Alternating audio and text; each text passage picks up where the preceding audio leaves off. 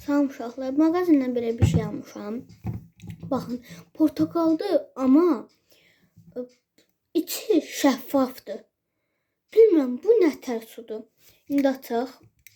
Etiketini də çıxardaq. Buraya yapışdırıram. Siz də görəcəyiniz bir yerə şey edeyim. Hə. İndi bunu açım. Of, açıldı. Hə, açıldı. Bakın. Şeffaf.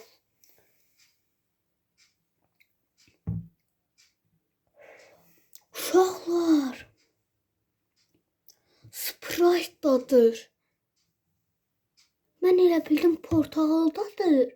Sprite'dadır.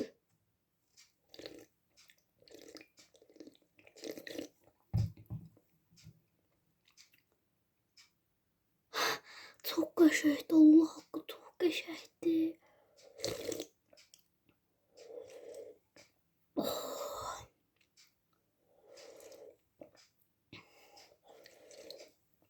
Çok qəşəngdir.